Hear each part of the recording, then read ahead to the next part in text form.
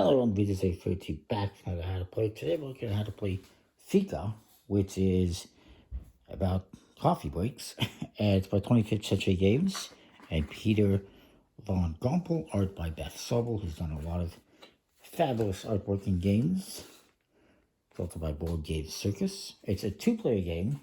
Each player is going to be sitting on one side of this road, which are just cards. If you flip it over the other side, you get a winter street. So that's kind of cool, but you could do that. You got the stack of 16 cards, which has 3 suits, a pink, brown, and green suit. Each suit has cards numbered 1 through 6. Each number has the same ability throughout each suit, so all the number 1s have the same ability and scoring conditions. There's also some additional stuff on the bottom of some cards. Yeah, oddly enough, 4 reference cards, player aid cards, even though it's only a 2-player game.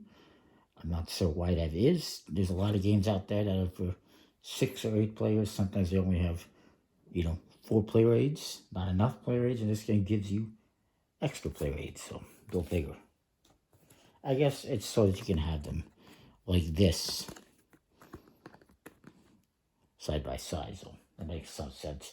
You also get these free tip cards, and you're going to be, trying to score points, and whoever scores the most points at the end of a round gets a tip card. Once somebody has won 2 tip cards, that is the end of the game. And you get these free little wood tokens that represent each of the 3 suits, and you're going to use these to determine the strength of each suit in the event of a tie, which I'll explain in a bit. So each player is going to get a hand of 6 cards dealt to them.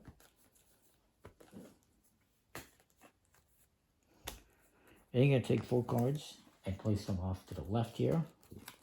These are going to be basically a market. And the other 2 cards go over here as the group cards, represented by the group of people on the back of the cards. And what you're going to do is, you're going to start off, you're going to determine the strength of the suit. You'll flip over a coin or do whatever to determine who goes first. Let's say I go first. And I look at my cards and I say, you know what, I like the green being stronger, so I will say green. I'll put that off to the side here. Then my opponent looks at their cards. They say, you know what, I'll choose pink. And then the third color goes to the bottom. So what this does is determines the strength for the suit, so that if we both play a 5, for example, we'll look at the strength of the suit, and whichever suit is stronger gets to go first. Because what you're going to be doing is looking at your cards.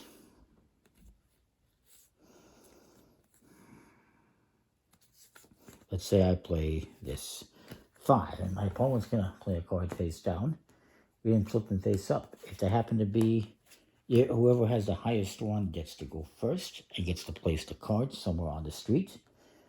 If there was a tie, let's say they played a 5, if they have a 5, that's when you would go to the tiebreaker and they would win because green is more powerful than pink. But they didn't do that. So I'm going to go first, and I get to take this and put it somewhere on my street. Perhaps I put it here, and then they're going to place theirs. And there is an ability in the card that I can take. It says here, move 1 group. You may change which direction it faces. So I will do that. I'm going to put that here. I'm going to take one of these group cards and place it like this. The free hands on the one side symbolizes that will be worth 3 times as many points. And the 2 hands symbolizes that you will double the points. So triple and double the points. So when it says here, you may change which direction it faces, if my opponent plays a 5, they can take this and flip this so that they get triple points. And I will just get double. But we'll leave it like that. My opponent's going to place their card. Just swap 1 card from any cafe with 1 card from the general supply. So they play that there.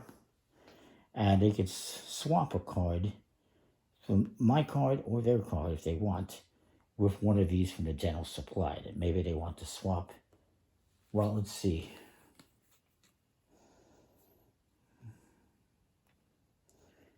maybe they want to swap this card with this card as an example. And then that would be the turn. So then we're going to take cards again. Maybe I do this one. They throw a card, flip it face up.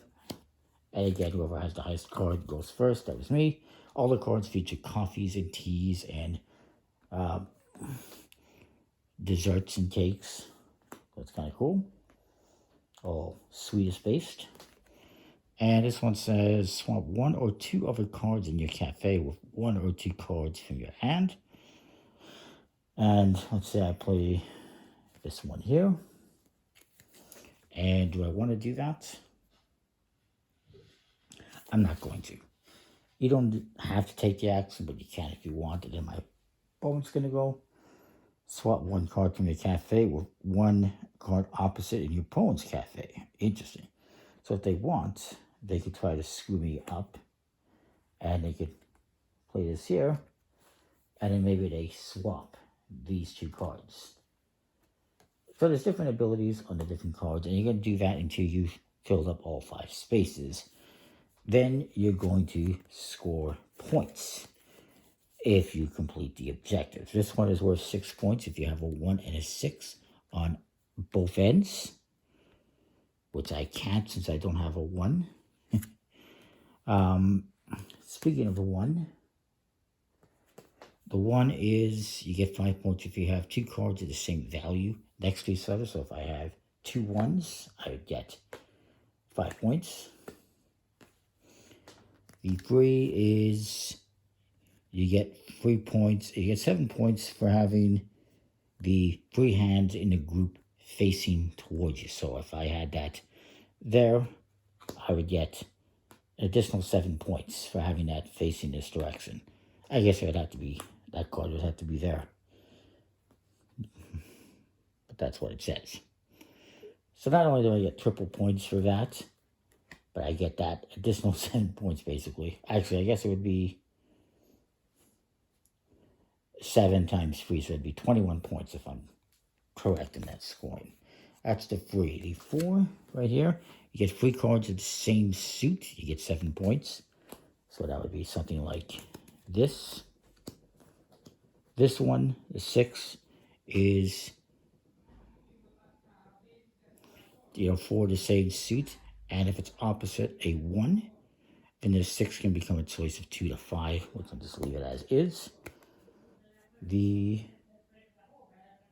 5 is, if you get 3 cards in a run, you get 8 points. So like a 4, 5, 6. And I think that's all the numbers we covered. So that's kind of how it plays. And eventually this is going to come into play. And perhaps it goes like this. And, whatever. You'll score points at the end of the game. At the end of the round, whoever has the most gets a tip card. Then you do another round. You shuffle the cards, re-deal everything. Determine the suit strength again.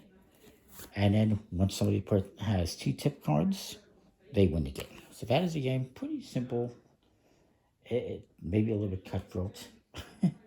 And take value, but it's pretty interesting. Yeah, that's the game. I'll see you next time. Well, thanks for watching.